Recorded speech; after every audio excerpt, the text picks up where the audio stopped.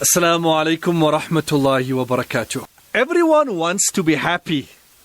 In fact, everyone deserves to be happy. The definition of happiness has changed over the years. Today, happiness is largely equated with wealth and accumulation of material goods.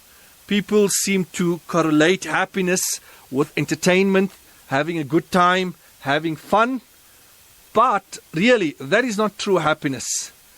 Pleasure is a temporary thing, fleeting, whereas happiness comes from within. It is deeper and it's longer lasting. When we think of happiness, we need to think beyond the temporary simple pleasures. We need to redefine happiness. True happiness is the happiness derived from one's relationship with Allah subhanahu wa ta'ala. It is the happiness that one experiences in seeking the permanent happiness of the year after, which is paradise. The believer finds happiness in genuine worship of Allah, in experiencing the connection with Allah subhanahu wa ta'ala. When we look at the Noble Quran and the Hadith, the Arabic word for happy is Sa'id.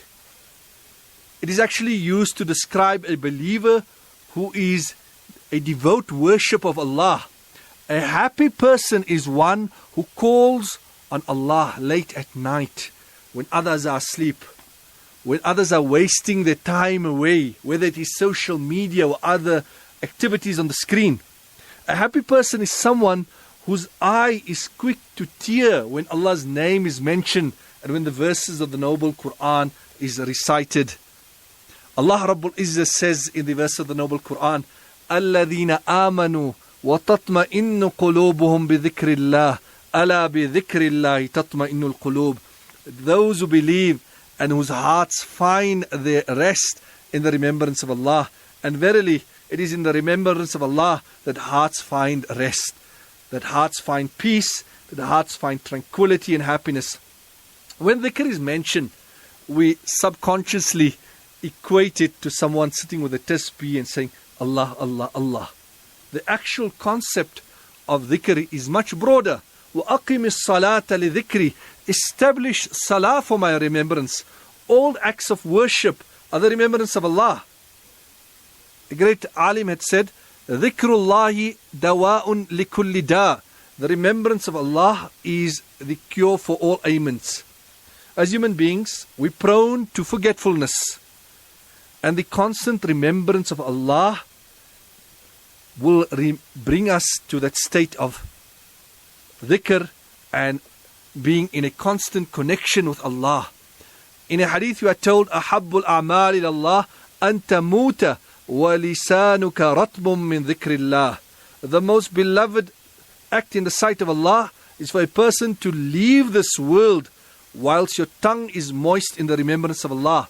And if you'd like to achieve that, like how you live, that is how you will leave this world. If you'd like to leave this world with your tongue moist in the remembrance of Allah, then you need to live your life with your tongue moist in the remembrance of Allah. And if you can do that, then Ibn Taymiyyah rahimahumullah said that in this world there is paradise. And if you don't enter the paradise of this world, you will find it difficult to enter the paradise of the year after. The paradise of this world is the remembrance of Allah. Really, the road to tranquility and happiness, it is not just something that you could describe as a state. It is a path. It is a path that has to be walked upon.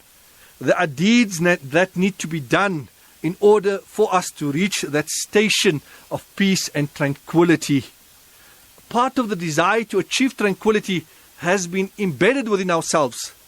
Allah put a certain emptiness in us that can only be filled with Allah Rabbul Izzah. Allama Ibn Qayyim rahimahumullah has written something very profound, and he said, in the heart there is a sense of restlessness which can only be gathered by Allah or by turning to Allah. In the heart there is a sense of loneliness which can only be removed by coming closer to Allah. In the heart there is a fear and an anxiety which only leaves when you flee towards Allah. In the heart there is a sense of regret which can only be removed by being satisfied with the decree of Allah. So really, if we want true happiness and contentment in this world, it can only be achieved by turning to Allah in His constant remembrance. May Allah grant one and all true happiness.